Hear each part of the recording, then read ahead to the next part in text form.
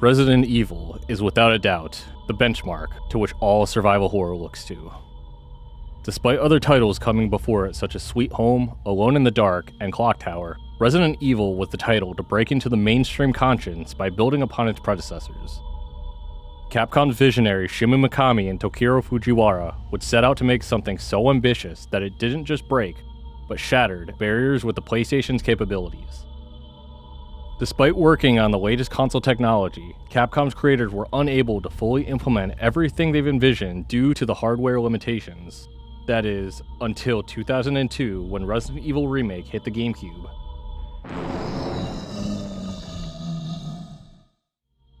When viewing the PS1 versions of Resident Evil through the scope of its time, the game was a truly unique masterpiece that stood uncontested in its genre.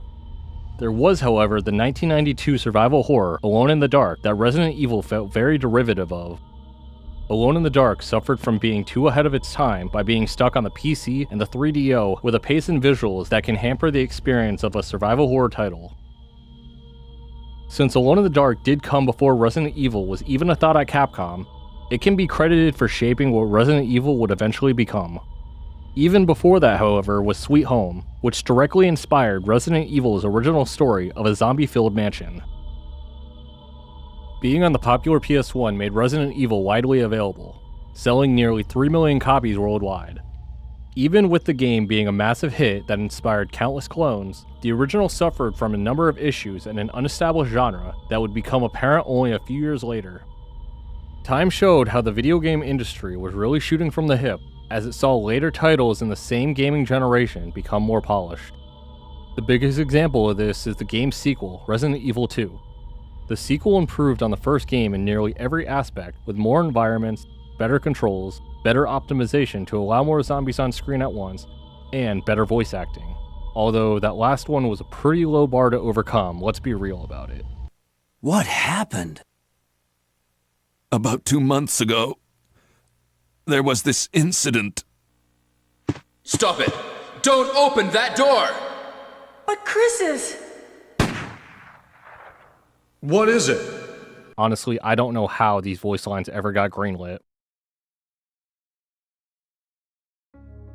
Over time, Capcom made an exclusivity deal with Nintendo to have all the mainline titles on the GameCube, which included ports of the original PS1 trilogy. While Resident Evil 2 and 3 got their ports, Capcom noted that anyone who wanted to start playing Resident Evil from the first game would likely be turned off from the series as a whole with how unpolished the first game was compared to everything that came afterwards. Much like how 1992's Alone in the Dark was dated by 1996 standards, Resident Evil 1 was suffering from the same symptoms. So, to make up for this, the team remade the game from the ground up and pushed the GameCube to its limits, fully realizing Shinji Mikami and Toshiro Fujiwara's original vision. The game was later remastered in 2015 for the PS4 and PC, with the PC version being used for this video.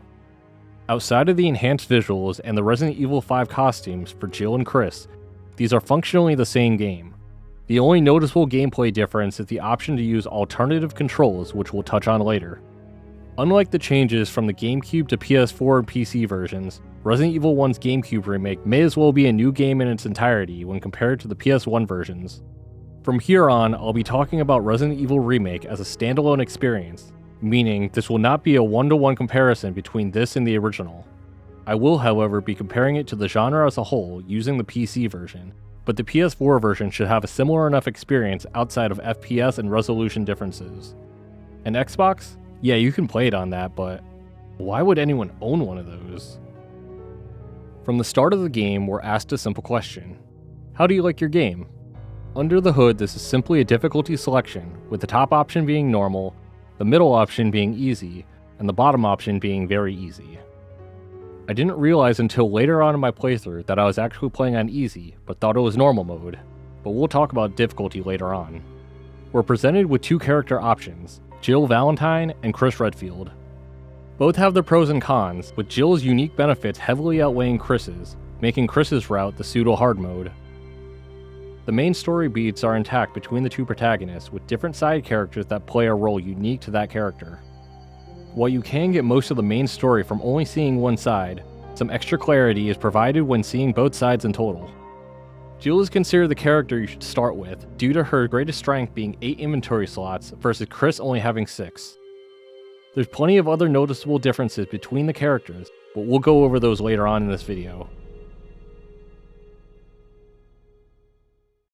July 1998. The STARS Alpha team is sent on a rescue mission to save Bravo team from reports of cannibalistic activity in the woods. A crashed helicopter is found with a single dead member. No one else is in sight. Alpha team was rapidly ambushed by a pack of vicious zombie dogs known as Cerberuses. Many were eaten alive, with only a few managing to take refuge in a nearby mansion. Separated from some of your comrades, the game has now begun. The opening sets the stage that anyone can be taken out in an instant. The feeling that you won't make it out alive. The mansion acts as the central hub of the game, filled with locked doors that slowly open as the game progresses. Earlier titles that had a similar layout consisted of Metroid and Castlevania, which dubbed games using this gameplay pattern as Metroidvania style games. What makes Resident Evil games stand out from this genre, however, is the limited resources that was adapted as a core function of survival horror. Most other Metroidvania games have regenerating resources and/or viable melee options. Hell, even the amount of times you can save is limited to how many ink ribbons you can get. By limiting the amount of times you can save during your playthrough, the game gives you checkpoints in the form of an item. This creates another layer of unease, with longer sessions without saving being a requirement to finishing the game for casual playthroughs. The stress that comes with running to a typewriter after an hour's worth of accomplishing things to save, only to be faced down with one of these things charging at you. Now that's a surefire way to spike anyone's anxiety. Activity in the Spencer Mansion manages to stay unpredictable, with unexpected ambushes from enemies crashing through windows to enemies breaking through doors. It's not until you're running around an empty map where nothing is happening that you realize that you're stuck and need to recheck all your key items and recheck all the doors. Horror games in general tend to work best in short runtimes, since the enemies raiding the room scare can only work so many times. Clock Tower was able to work around this by having the stalking enemy appear seemingly at random if enough time passes with nothing being accomplished in order to keep the player on their toes. As long as the player is able to progress through the game at a reasonable pace, the game's ability to keep the player engaged continues to perpetuate. Find items, solve puzzles, and survive. These three things cycling through at a fast pace keeps you never wanting to put the controller down. But unfortunately for some, your first playthrough is going to be mainly the first 2 items. My first playthrough finished with an in-game time of around 13 hours and 17 minutes on easy. Like I said, I thought I was playing on normal mode when I started. Don't judge me. Compare that to my 4th playthrough on hard mode, with just under 5 hours of in-game time, with the other playthroughs on normal still being nearly half the amount of time it took for my first playthrough.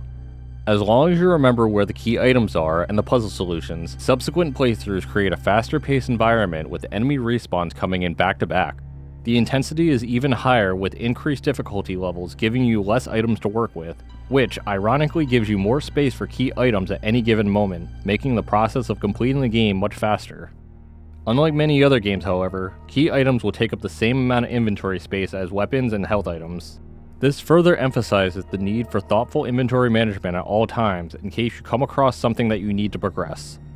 When venturing off to a new area, the player must manage what to bring into the unknown. We gather resources to hide away into our legendary magic item box to prepare for a run, which I'll define as an outing for a specific objective, or venturing into unknown territory until you find a new safe room or loop back to an old one.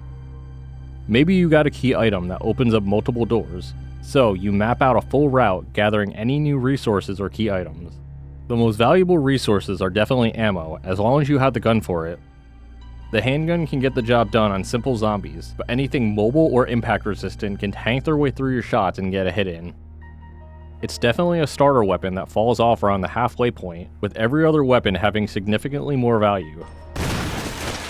The shotgun can somewhat consistently blow a zombie's head off if you point the gun upwards and let them get close. That's only 1, sometimes 2 shotgun shots versus 5 to 10 handgun shots in order to kill a single zombie. There's another reason, however, that makes blowing the head off a zombie even more valuable, but we'll get into that later.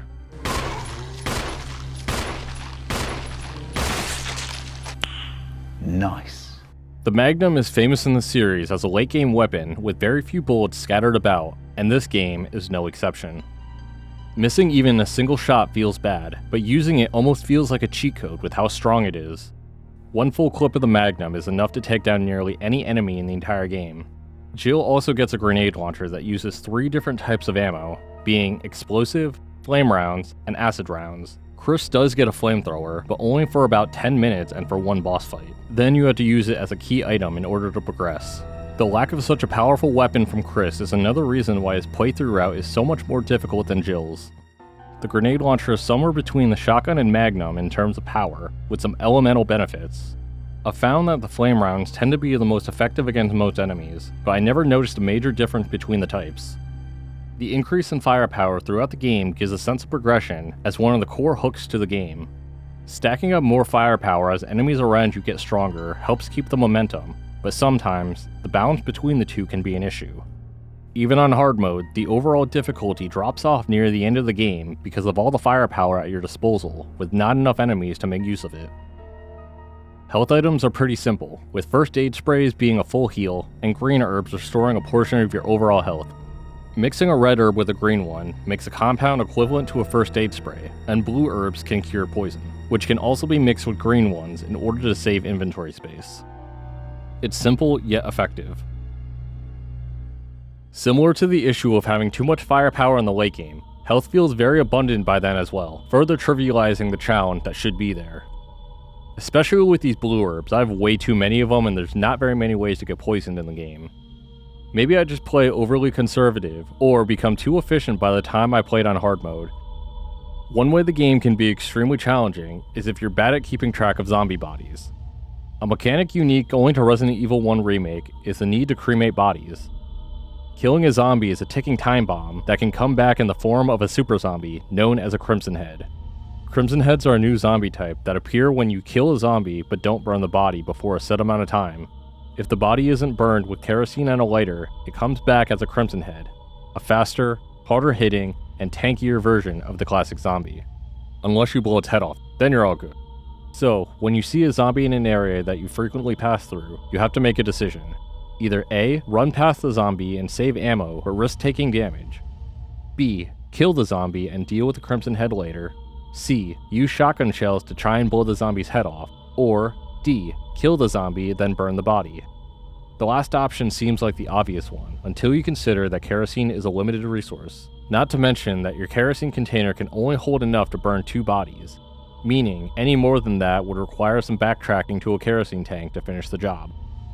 I did forget to mention how each character gets a starting item that doesn't count towards their inventory count. Jill gets a lockpick for unlocking certain doors, and Chris gets a lighter, meaning that Jill needs 2 available slots while Chris only needs 1 to get the job done. Thank God, since he's already working with hardly any space.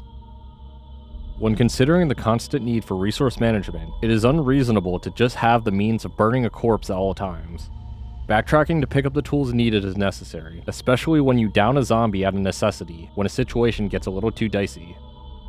With that in mind, it's important to memorize how many downed corpses there are and roughly how long they've been dead so you can plan out a corpse burning run if you don't want to deal with the super zombies later. It's good to note which rooms you don't need to revisit once you've looted it of all of its resources, since if you kill a zombie there, you can just let it transform and not have to deal with it. Just remember, don't re-enter those rooms on accident, you will regret it.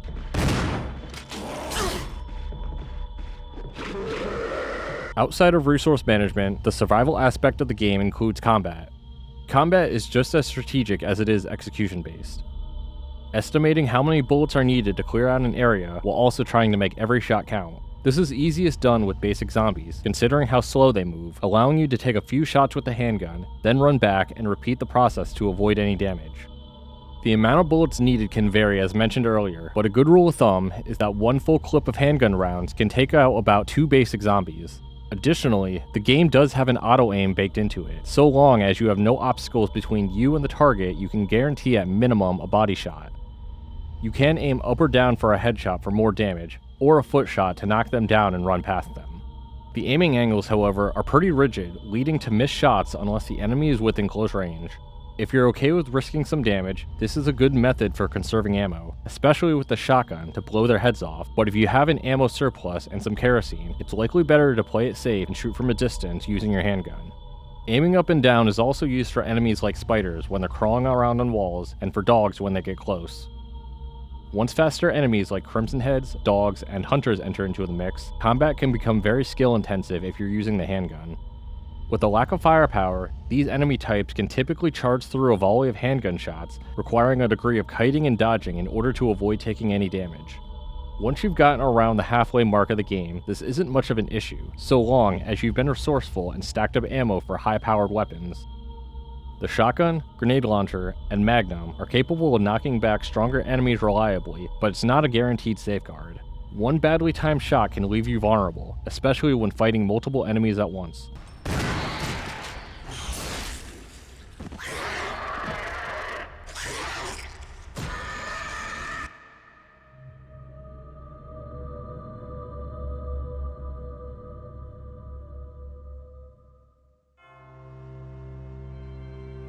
Boss fights in Resident Evil Remake are really only as hard as you want them to be.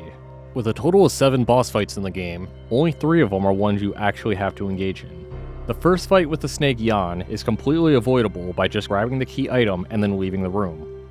However, doing so immediately forfeits the better shotgun when playing as Jill, but has no consequences as Chris. The run-in with the Queen Spider can be ignored, but isn't as simple as the snake bite since you have to cut through some spider webs in order to get to the next area. With that in mind, it's overall safer just to finish off the boss fight before moving forward. The boss fight with Plant 42 can be skipped by creating a chemical mix called V-Jolt. Once made, you can pour it on the roots of the plant in the building's underground facility, thereby reducing the fight to a simple cutscene. The puzzle to making the V-Jolt mixture can take some time on a first playthrough, but once you do it the first time, subsequent playthroughs can breeze right through it. To do this, you have to get through an optional room that's locked via a 3-digit pin that can be solved using a 3-way match between these eyes, some billiard balls, and the numbers for the code. Once in the room, using some jars, water, and 3 other chemical compounds, a simple math-based puzzle instructing the player on how to mix them together by marking them each with a numerical value. A legend tells you which chemical is which number, then you mix them in the order of the math equation written on the wall in order to make the final result. Despite the straightforward instruction that most people with an education level above an 8th grade can solve, Chris just straight up doesn't try because he doesn't know what he's doing. You can still make the V-Jolt in Chris's route if you trigger an optional event to play as Rebecca for a portion of the section, but if this doesn't happen, then the fight is unskippable. Lastly, depending on if you save Barry as Jill or Rebecca as Chris, the second stage of the Tyrant fight will not occur, which is normally the final boss. So, assuming you skip these 4 encounters one way or another, you only have to fight the second encounter of Jan the Snake, Lisa Trevor, and the first form of Tyrant, all of which can be dealt with using only one full set of 6 magnum bullets. The other 4 bosses are of similar difficulty, going down quickly if you're using anything that's not the handgun or the knife. The boss fights are an overall letdown when compared to nearly every other RE title, making this the weakest aspect of the entire game's runtime. As mentioned before, Resident Evil plays like a Metroidvania, with the Spencer Mansion being the area that slowly opens up to the player in a non-linear fashion. Well, it at least feels non-linear. Let me explain. If this was structured like a modern game with waypoints and mission logs, it would play a lot more like an open-world title with a smaller scope. By not giving the player any hints or direction, exploration and experimentation becomes one of the game's primary focal points. In reality, a lot of the game is streamlined if you know what to do and where to go in what order. After the opening, you're free to explore the mansion as you please, except almost every door is locked. The route you're supposed to eventually take is drawn out on screen. You start at the main hallway, go west, up the stairs, through the hallway with the zombies, grab the golden arrow, and then exit through the door at the end of the hall. This will bring you back to the entrance where you started, where you can go into the cemetery, remove the arrowhead from the golden arrow, and then place it in this tombstone. This will open up the basement area with a sword key and 4 stone faces that need masks that are scattered throughout the mansion. What I've just described here can be seen as the first level or section of a game. From the player's POV, we can see this section of the game as a creepy looking set piece with an unsettling camera angle. Further in, we see a corpse lying on the floor from an unnatural death. While this room is safe for the entire game, you as the player don't know that. What if the corpse grabs me? Uncertainty creates tension, as you don't want to be in this room any longer than you need to be, so you quickly collect the ammo and herbs that are laid out. Once you head up the stairs and leave the room, you see another corpse near some green herbs, making it look like a trap. Throughout the windy, narrow hallways, mirrors show the reflection of a zombie that's around the corner, but if you're not paying attention, you can get caught off guard. Once at the end of the hallway, you grab what is clearly the goal of this run, but you don't want to retrace your steps since there's likely at least one zombie or two that are still back there. Luckily, one of the doors in front of you is conveniently unlocked from this side, bringing you back to the dining hall. This is the experience that the player gets for the first 20 minutes of the game, assuming that they go to the right place at the right time.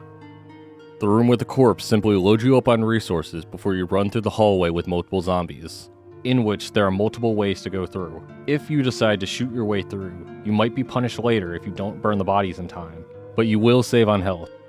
If you try to dodge your way through to save some ammo, you're almost guaranteed to get grabbed at least once, where you'll either take damage or use a defensive item such as a dagger. For most first-time players, it comes down to what you value more: health, ammo, or defensive weapons. Once back into the main lobby, there's a few more zombies that you have to get through in the cemetery, but only one is an immediate threat and the other is simply guarding some shotgun ammo. Walking down the newly opened basement has an occult-like feeling to it, with a book titled A Book of Curses that has the sword key mentioned previously. The book simply spells out to you to find the mask to put onto the faces that you see in order to awaken evil.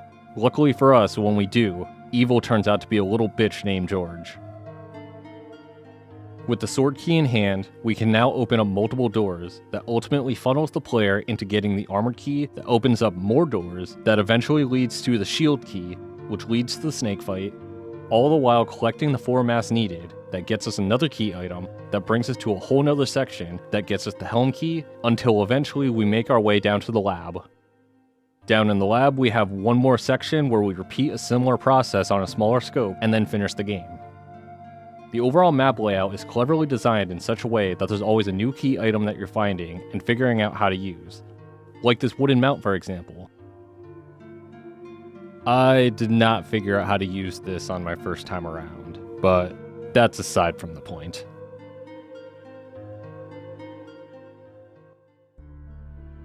When it comes to the puzzles in Resident Evil 1 Remake, the game respects the player's ability to figure things out, giving small hints in the form of memos and abstract items.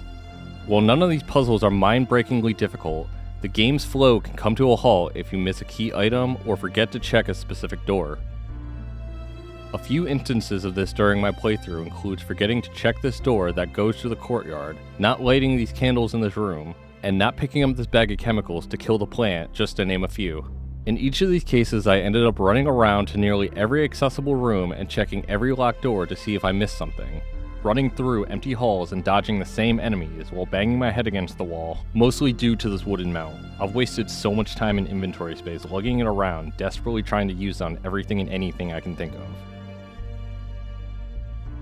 There were a few times where after almost an hour of running around looking at the same doors opening over and over, I did crack and look up some walkthroughs, skimming through the information without giving myself the answer. But due to the nature of the game, it can be difficult to figure out what to even ask Google, especially if it's as simple as missing a locked door. Overall, horror games are at their best when the player is on edge the entire time, which is mostly removed during down points like this. You'll be strolling through a hallway that's been cleared out without a care in the world, and then holy shit, what the fuck is that?!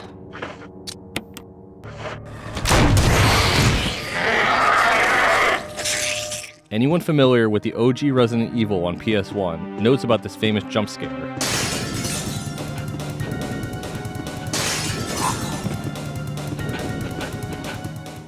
In most games, it's normal to restock enemies in certain areas, but Resident Evil likes to be creative about it. Remember that zombie that you left alive in a bathroom near the beginning of the game? Yeah, he just broke through that door. That window you've walked by about 20 times? Yeah, hunters are just gonna break right through it without any warning. Even the dogs through the window bit is changed to catch people off guard with a fake out scare. After that, I was terrified just to go back into that hallway despite nothing happening yet. Because even worse than there being dogs in the hallway, is the possibility of dogs being in the hallway. Between the surprises and first-time puzzle solving, subsequent playthroughs don't have the issues that we've just discussed. That is, with one exception. The Resident Evil community agrees that Chris' story is a unique form of hard mode. While the remake does have an official hard mode, the difficulty settings affect the amount of resources that can be found and how much damage you take from enemies, and how aggressive the enemy AI is. Pretty standard difficulty stuff. Playing as Chris, however, changes some of the fundamental aspects of the game. As mentioned before, Chris only has 6 inventory slots and has to use these old keys scattered about to unlock doors that Jill can use a lockpick for. He doesn't get the grenade launcher, a very powerful weapon, and gets both shotguns later in the game than Jill does. Most of the advantages that Jill gets can be explained through the story, with Barry being a guardian type character over Jill, and Chris being a protector over his counterpart Rebecca. Barry saves Jill from being a Jill sandwich. Yes, I had to include that joke somewhere in here. Oh, Barry! That was too close. You were almost a Jill sandwich. You're right. Barry, thanks for saving my life. Chris, on the other hand, had to save himself by swapping out the shotgun for this broken one in order to not get crushed. Damn it, Chris, why do you only have 6 slots?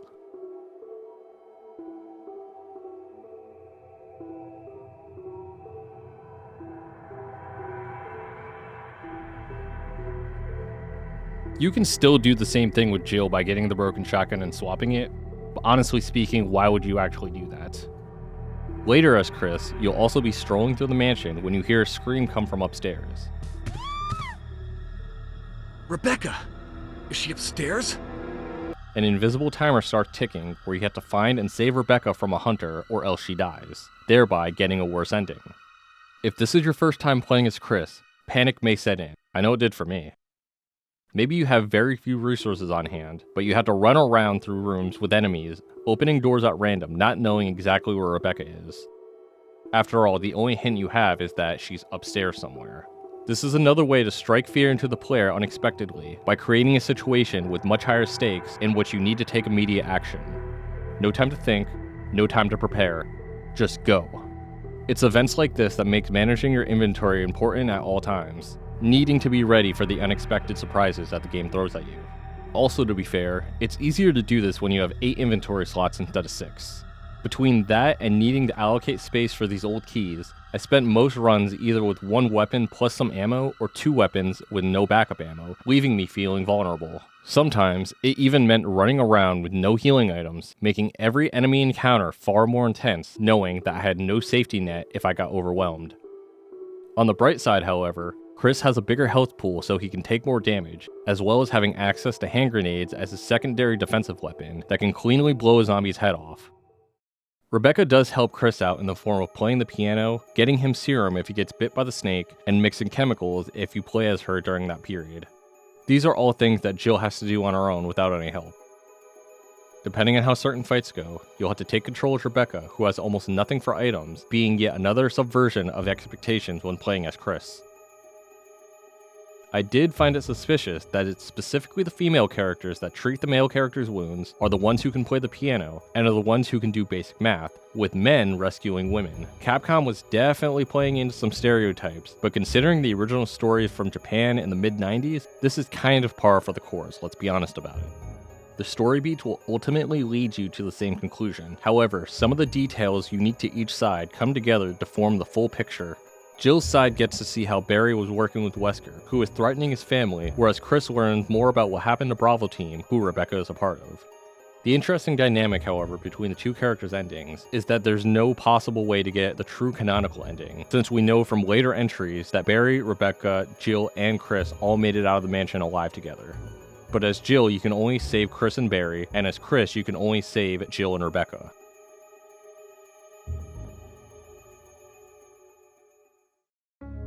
Although the mansion is the primary hub of the game, all the exploring eventually leads to unlocking this suspicious-looking door behind the stairs in the main lobby.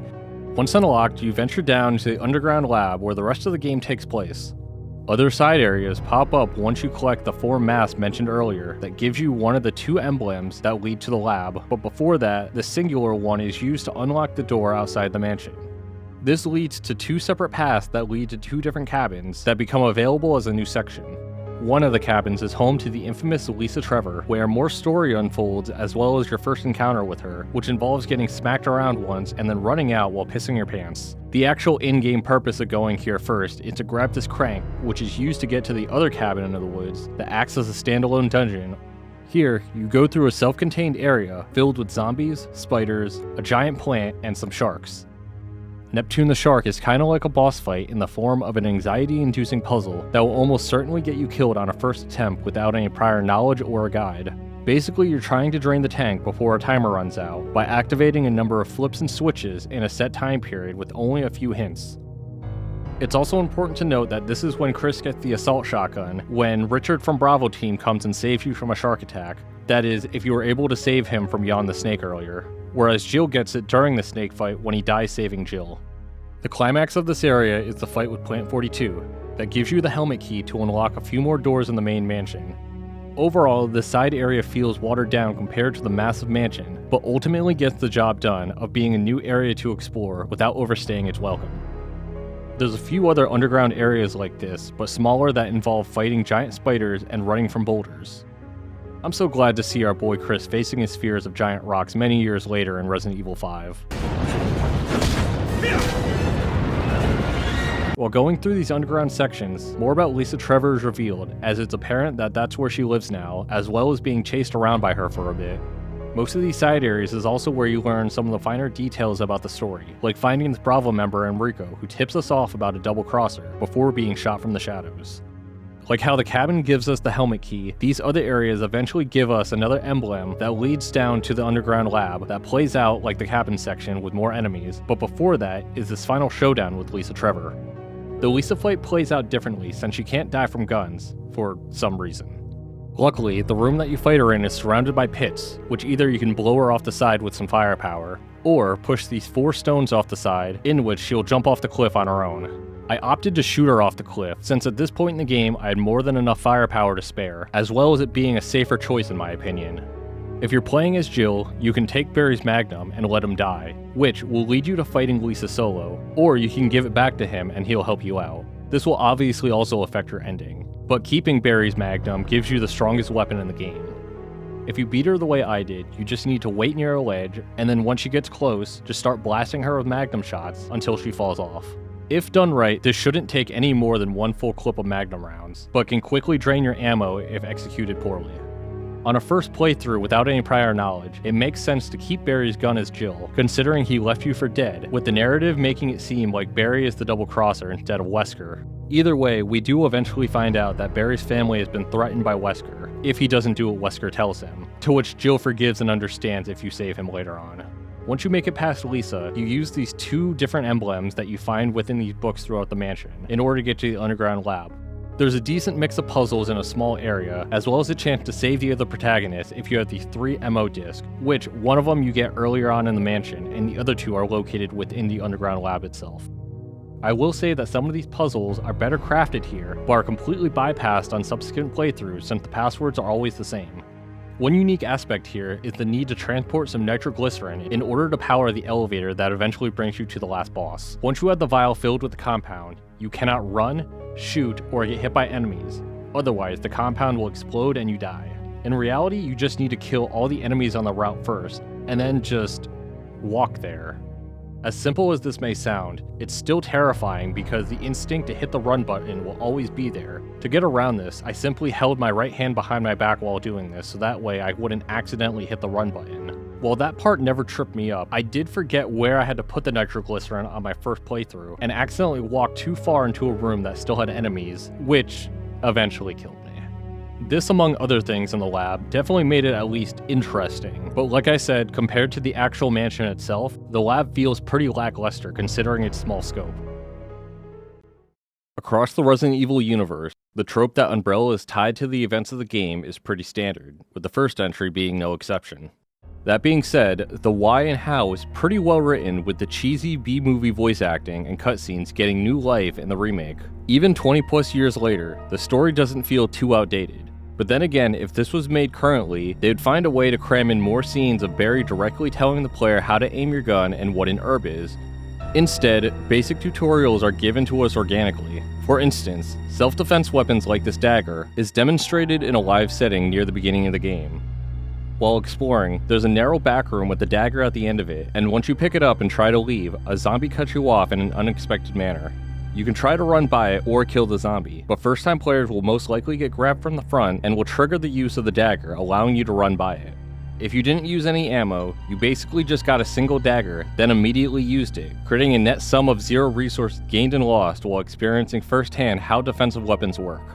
Outside of combat, there's memos explaining how to use and mix herbs, disguised as lab reports that give you insight on the lore. This is further expanded on by giving general explanations on why the mansion is filled with odd puzzles and secret rooms, so that way only people who knew about the secret underground lab would be able to navigate through the mansion. There's even some diary entries of the architect, George Trevor, who built the mansion and was also kept prisoner afterwards and experimented on with his family. While this specific instance sounds like an in-universe way to explain some video game nonsense, it's only one aspect of a tragic side story that's included in the remake. The architect and his family, the Trevor family, including himself, his wife, and most importantly, his daughter Lisa, underwent unspeakable experiments. George was the first Crimson Head made by Umbrella, who we fought in the basement after collecting the 4 masks, and Lisa Trevor is one of the bosses that you'll encounter with her story existing only in memos and diary entries. First-time playthroughs can feel her presence throughout the mansion, despite only showing up 3 times in total. But you, the player, don't know that. As far as you're concerned, she can show up at any moment. This could have been a chance to include a Mr. X or Nemesis type monster that shows up randomly to keep the intensity in the late game, but sadly this was not the case. Walking through a seemingly safe area, only to hear Lisa's moans and chains, would definitely strike fear into the hearts of anyone. The inclusion of the Trevor family in the remake really shows the depraved nature of the experiments that were being conducted, as they were willing to do unspeakable experiments not only on George, but his innocent family, which included a literal child. A letter from Lisa's mother in her tomb is dated 1967, 31 years before the events of the game, meaning that Lisa has been suffering for over 30 years in this prison, as well as her father hanging in this coffin. There's other short personal stories of scientists documenting their eventual demise, such as the man who hung himself and the famously quoted, "Itchy, tasty."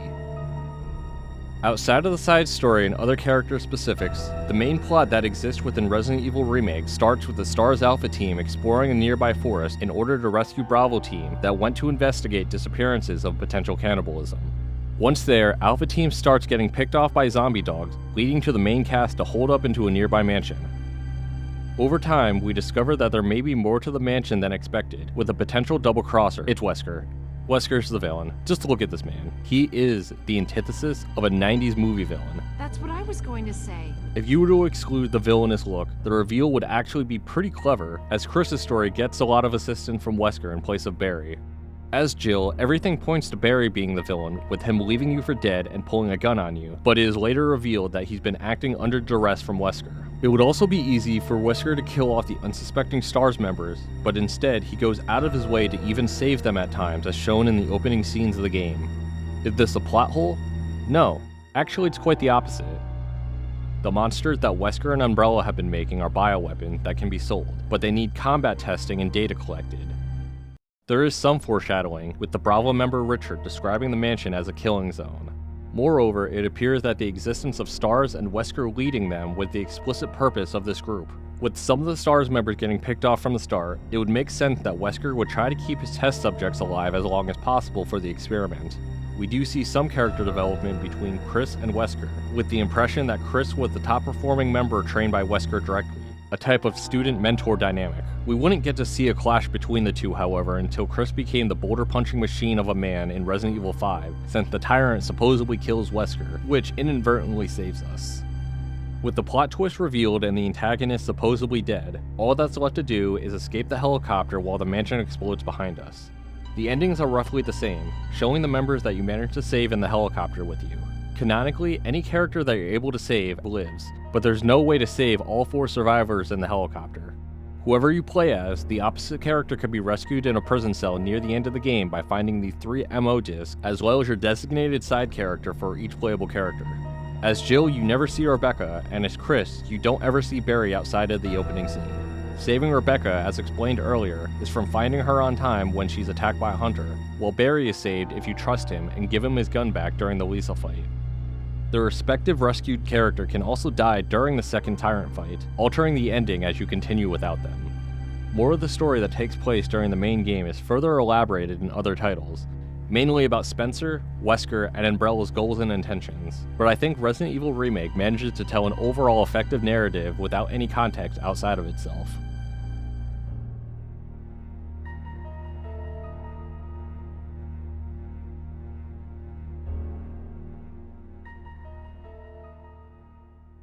Beyond seeing both stories and different endings, mainline Resident Evil games, not this one though, include extras to further incentivize more playthroughs. New outfits for Chris and Jill can be selected at the start of the game or mid-game using this costume key, allowing for outfit changes mid-game. In addition to hard mode being unlocked, the STARS explosive member that you get the grenade launcher from starts wandering the mansion on a new playthrough after beating the game with both Jill and Chris. The catch is that he's a super zombie that can run and is strapped with explosives that will go off if even a single stray bullet hits him, resulting in an instant game over. Luckily, he comes with a sound cue of rattling grenade pins that lets the player know that you shouldn't be firing a weapon in this room. In a way, this takes the place of a Nemesis Mr. X type character that can surprise you in various places, although his placement is more set in stone without following you from room to room. Sadly, the zombie's presence is only in the first half of the game, and despawns when the hunters become an enemy. I guess this is fine since dealing with a running zombie that you can't shoot, mixed with hunters would make for a very frustrating experience since hunters mostly need to be killed on sight. This addition really made my fourth playthrough feel a lot fresher than I expected, due to some really intense moments. When going into this room to get the sheet music, you have to move this bookshelf that has a zombie guarding it. Normally, I'd collect all the items in the room, then move the shelf, dodge the zombie, grab the sheet music, then leave. Expecting to do this again, the door behind me opened with the zombie that I dodged following me in. Unusual, but, whatever. That is, until I pushed the shelf out of the way, only for the explosive zombie to pop out instead of a standard zombie. I nearly shit myself and had to run out of the room just to compose myself before running back in to grab the sheet music. The intensity of doing this was heightened to drastic levels considering that there's one super zombie that I can't shoot and a regular zombie in a very tight room. Other challenges I experienced would be him spawning in an area near a safe room, making the act of getting to a rest area very dangerous for certain routes. While I never actually died from the zombie, his inclusion definitely spiced up the experience and added a unique layer of difficulty, but felt more like the same after getting the 4 mass where he despawns. Other unlockable game modes include Real Survivor that uses a prototype system where the item box is no longer linked, meaning that you have to backtrack and remember which box you stored what in. Not only that, but the auto-aim function is also removed, making it harder to use bullets efficiently, with more time needed to aim properly. The other absurd game mode is Invisible Enemies, which is exactly what it sounds like.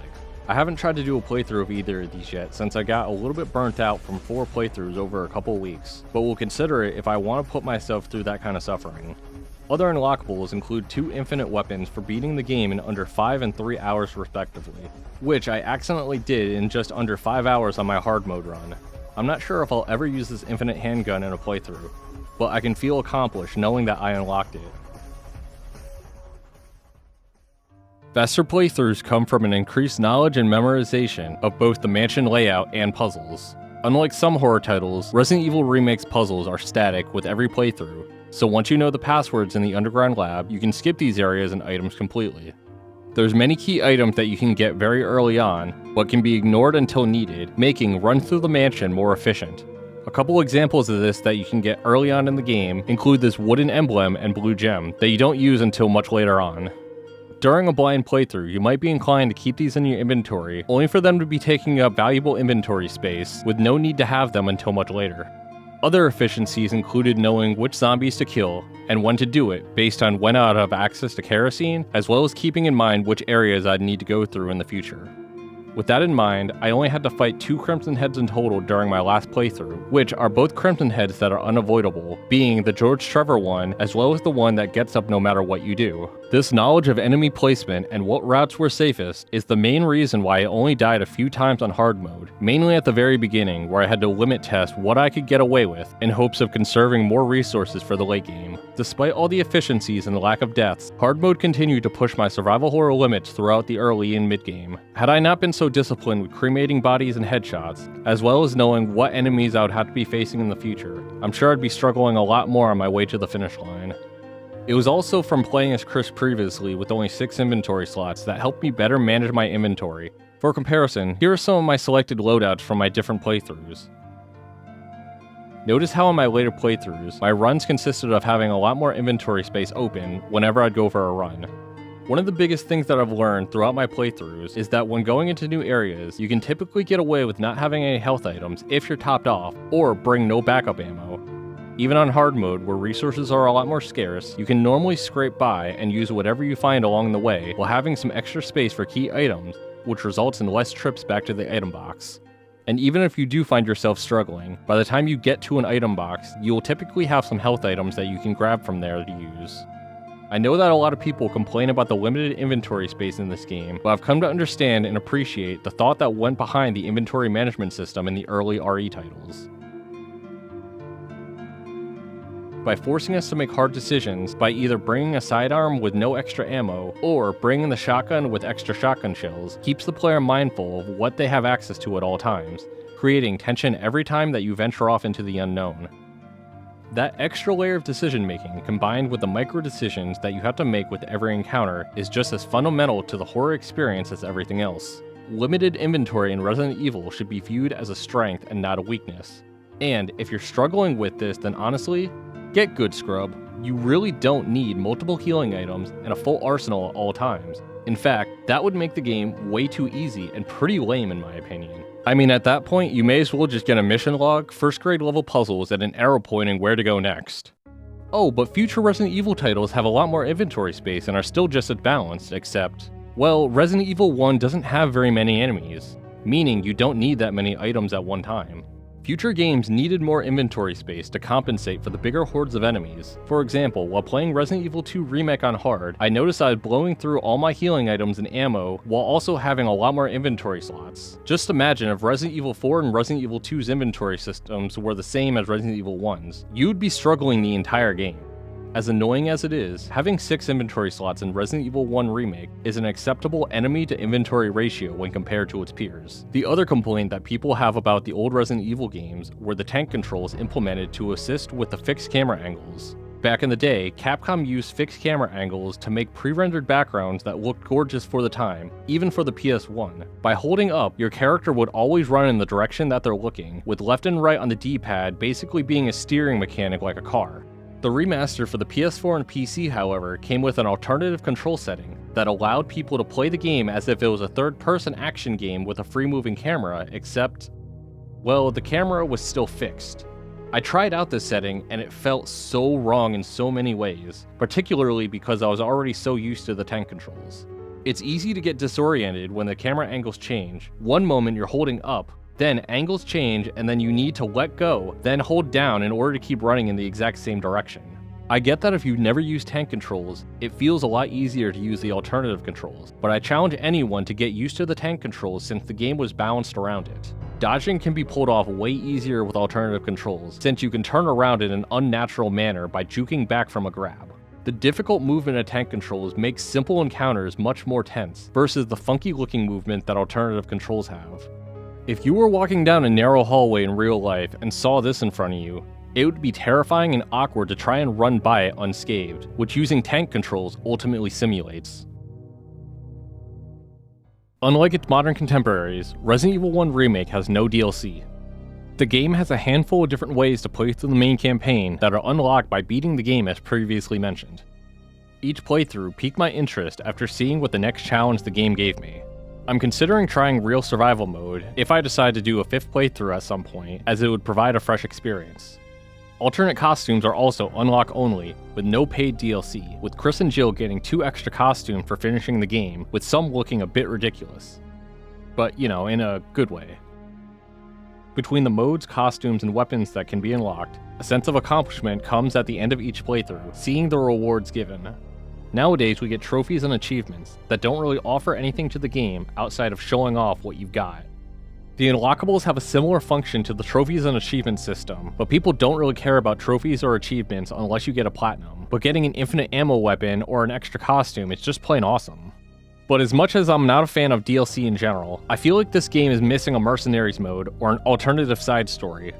We could have a short few hour long mode as Barry, or maybe playing as Enrico or the other Bravo members for that matter, showing the events of the game through their perspective. Either that, or have a short scenario B for Chris and Jill that leads up to them being locked up, then having to fend off the horde of hunters near the end of the game before the Tyrant's second form.